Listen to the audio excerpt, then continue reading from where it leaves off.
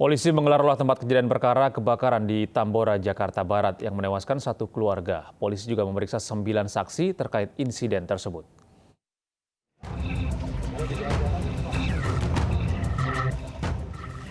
Tim Pusat Laboratorium Forensik Mabes Polri melakukan olah tempat kejadian perkara kebakaran rumah di Tambora, Jakarta Barat yang menewaskan 5 penghuninya.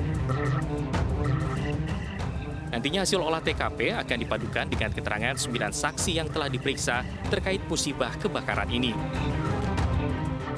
Tim akan berusaha secepat mungkin untuk mengetahui hasil dari olah TKP.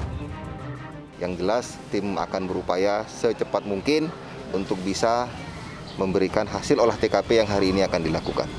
Hari ini kita melakukan penambahan 2 orang saksi lagi yang kita minta keterangan, jadi semuanya 9 saksi telah diminta keterangan. Untuk saksi yang selamat itu sudah kita minta keterangan dan sudah menjelaskan kronologis kejadian seperti yang dia ketahui. Kebakaran yang terjadi pada Rabu dini hari menewaskan satu keluarga yang terdiri dari 2 orang dewasa, 1 lansia, dan 2 anak-anak. Selain rumah korban, api juga menghanguskan 4 rumah lainnya. Diduga kebakaran terjadi akibat arus pendek listrik.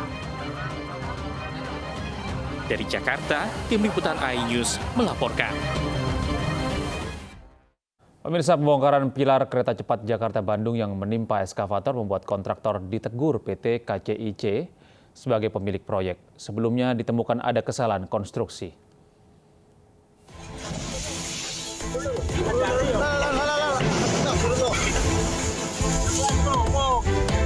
Jatuhnya ke sana. Pembongkaran pilar kereta cepat Jakarta-Bandung viral di media sosial karena tak sesuai standar operasional prosedur sehingga menimpa eskavator. Kejadian terjadi di DK46 Teluk Jambe, Karawang, Jawa Barat. Dalam insiden ini tak ada korban jiwa. Jatuhnya ke sana. Dia bakalan kuat. Lihat orangnya. Nah, kok. PT KCIC selaku pemilik proyek kereta cepat Jakarta-Bandung langsung memanggil dan menegur kontraktor, selain itu juga digelar investigasi. Sebelumnya, menurut PT KCIC, pilar dibongkar karena adanya kesalahan konstruksi yang melebihi dari toleransi yang disyaratkan. Tim peninjau kualitas dan konsultan menemukan kesalahan pemasangan pilar sehingga harus dibongkar dan dibangun kembali atau rework. Pemirsa, dituding menjadi penyebab banjir, puluhan villa dan bangunan dibongkar petugas gabungan di kawasan wisata Puncak, Cisarua. Bangunan dibongkar dengan menggunakan alat berat.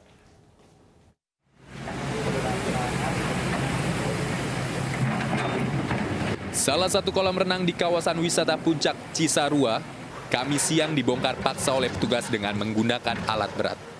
Tak hanya itu, villa juga dibongkar petugas, bangunan dibongkar karena berdiri di daerah aliran sungai. Sesuai dengan tahapan, hanya waktu itu kami pernah mengajukan secara tertulis bahwa kami akan bongkar mandiri. Tapi minta waktu, tapi ternyata mereka kayaknya nggak bisa kasih waktu. Kami sudah berikan surat itu kira-kira mungkin seminggu lalu atau 10 hari yang lalu. Pembongkaran bangunan yang berdiri di atas hulu Sungai Ciliwung akan terus dilakukan sesuai instruksi Kementerian PUPR dan Kementerian Lingkungan Hidup. Dari Bogor, Jawa Barat, Wildan Hidayat, iNews melaporkan. Ratusan rumah rusak diterpa angin kencang di Kabupaten Situbondo, Jawa Timur. Selain menumbangkan sejumlah pohon, puting beliung juga memutus aliran listrik.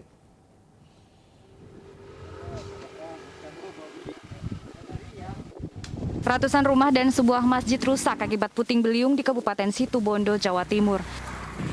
Angin kencang disertai hujan deras merobohkan pohon-pohon hingga tumbang menimpa bangunan di Kecamatan Mangaran dan Panji. Kalau kerusakan itu di 2 kecamatan semuanya 122 rumah, 1 masjid. Jadi 123 semuanya. Di kecamatan mana? Kecamatan Panji sama Kecamatan Mangaran. Selain merusak bangunan, puting beliung juga merusak jaringan listrik. Kerugian yang disebabkan peristiwa ini diperkirakan mencapai ratusan juta rupiah. Dari Situbondo, Jawa Timur, Rizky Amirul, iNews melaporkan.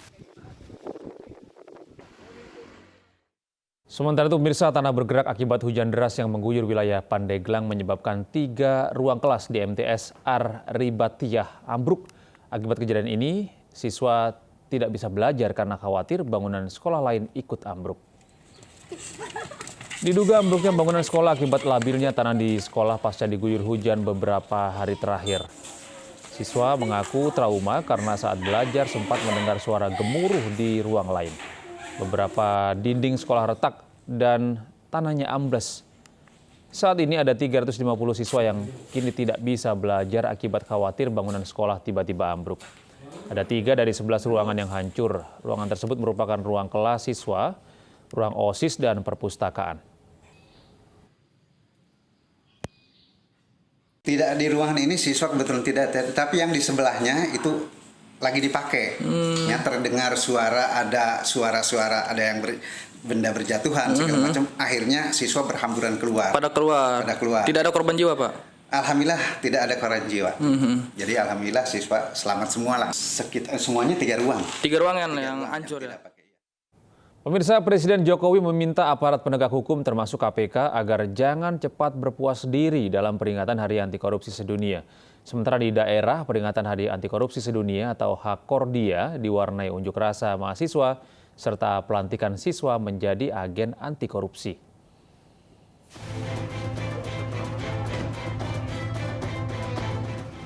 Presiden Joko Widodo dan Wakil Presiden Ma'ruf Amin hadir di peringatan Hari Anti Korupsi Sedunia 2021 di Gedung Merah Putih KPK Jakarta Selatan.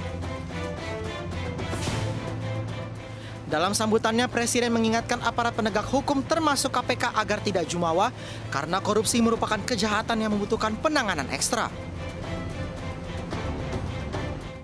Namun, aparat penegak hukum termasuk KPK sekali lagi jangan cepat berpuas diri dulu, karena penilaian masyarakat terhadap upaya pemberantasan korupsi masih dinilai belum baik. 44 mantan pegawai KPK dilantik menjadi aparatur sipil negara Kepolisian Republik Indonesia di Mabes Polri Jakarta. Hanya 44 orang yang bersedia mengabdi menjadi ASN Polri dari 57 mantan pegawai KPK yang tidak lolos tes wawasan kebangsaan sebelumnya. Salah satu yang dilantik menjadi ASN Polri adalah mantan penyidik senior KPK Novel Baswedan.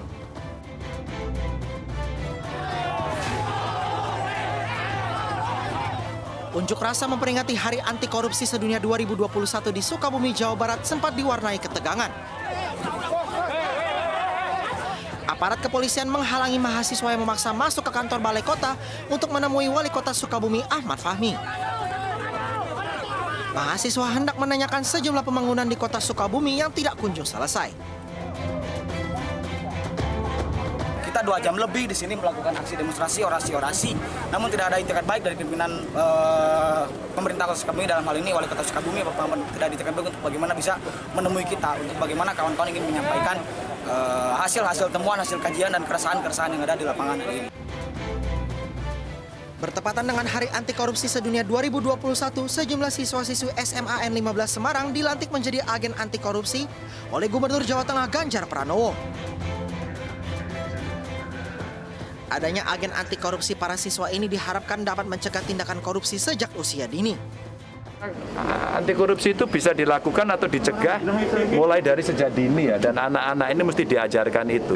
Kalau mulai anak-anak mereka sudah bisa menjadi agen anti korupsi, maka mereka lah yang akan saling mengingatkan. Maka banyak pertanyaan tadi, umpama yang ikut daring menyatakan, Pak Ganjar ini mau ngurusin tapi kenapa masih banyak pungli? Itu kan realitas gitu ya. Diketahui setiap 9 Desember ditetapkan sebagai Hari Anti Korupsi Sedunia atau Hakordia, diperingati sebagai keputusan hasil konvensi PBB untuk menentang tindak pidana korupsi. Tim Liputan iNews melaporkan. Pemirsa, warga Cimahi antusias mengikuti vaksinasi massal di Mapolres Cimahi. Warga rela antri dan berdesakan untuk disuntik vaksin dan mendapatkan sembako. Sementara di Tasikmalaya, untuk menarik minat masyarakat untuk vaksin, Polres Tasikmalaya Kota menyediakan sepeda motor sebagai door prize.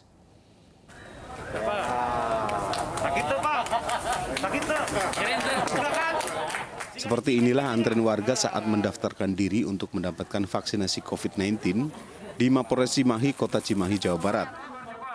Meski himbauan agar masyarakat tetap antri dengan jaga jarak dan memakai masker, namun tingginya antusias warga untuk divaksin membuat antrian pun membludak. 1.000 warga disuntik vaksin jenis Sinovac, AstraZeneca, dan Pfizer dari total keseluruhan 10.000 warga yang divaksin di wilayah Kota Cimahi dan Kabupaten Bandung Barat. Wilayah Jawa Barat harus mencapai 70% jelang Natal dan Tahun Baru, guna terciptanya herd immunity dan mencegah penyebaran virus corona.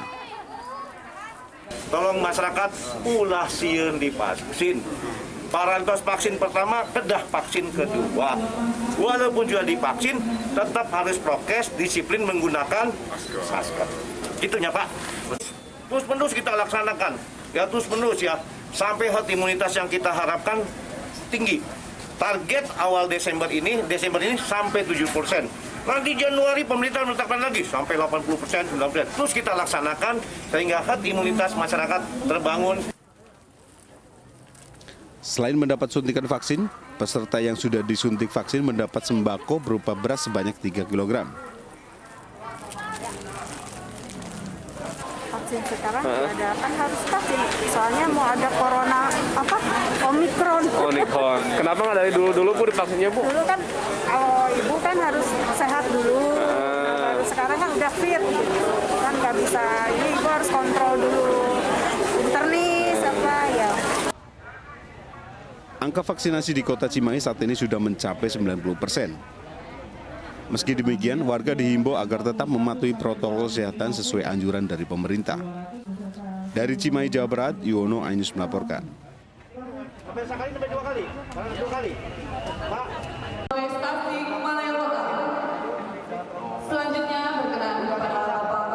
Salah satu cara menarik minat masyarakat untuk vaksin yakni memberikan door prize dan hadiah sepeda motor kepada peserta vaksin.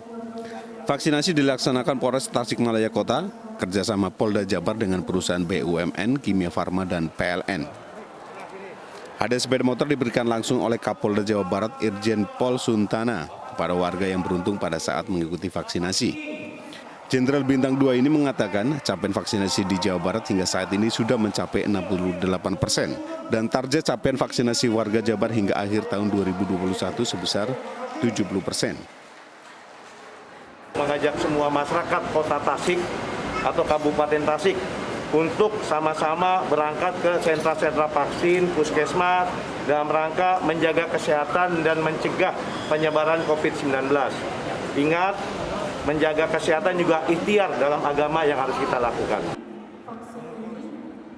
1.000 dosis disediakan Kimia Farma dalam vaksinasi presisi bersama Polda Jabar dan Polres Tasikmalaya Kota di Geraha Sobandi Kota Tasikmalaya.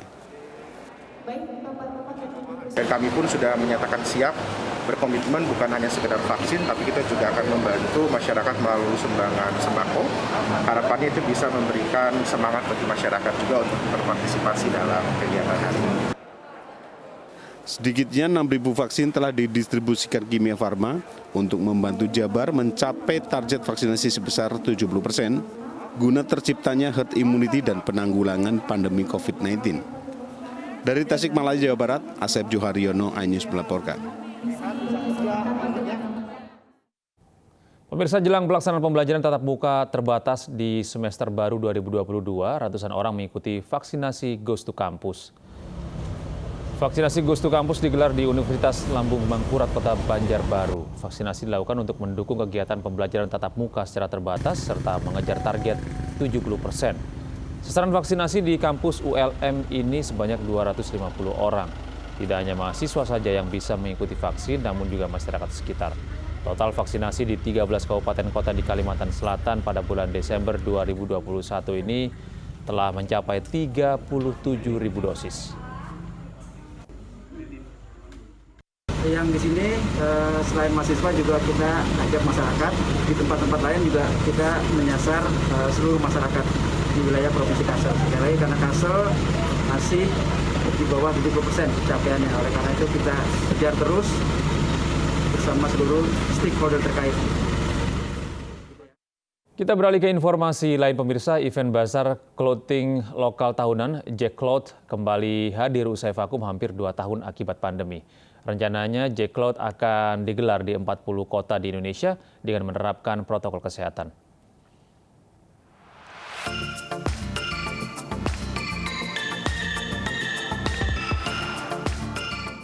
Event Jack Cloth resmi dibuka Rabu lalu di Jakarta Convention Center, Jakarta Pusat. Event tahunan yang selalu dipadati pengunjung ini juga menerapkan sejumlah protokol kesehatan, di antaranya mewajibkan para pengunjung membeli tiket melalui platform digital atau disebut postpay.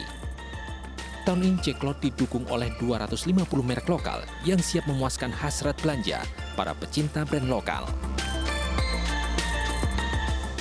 Ya, alhamdulillah ya. Jadi Jack Cloth kali ini di Jakarta nih kita intinya pertama bisa mulai lagi dulu lah.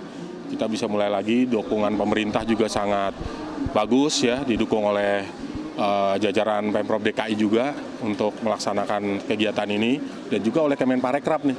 Karena Jack Cloth kali ini kita semua yang belanja 200.000 minimal tuh dapat potongan harga 100.000 tuh. Nah, jadi jangan lewatkan lah gitu loh untuk datang ke Jack Cloth Year in Sale di Jakarta kali ini gitu. Kehadiran Jack Cloth usai vakum hampir 2 tahun akibat pandemi disambut antusias para pengunjung.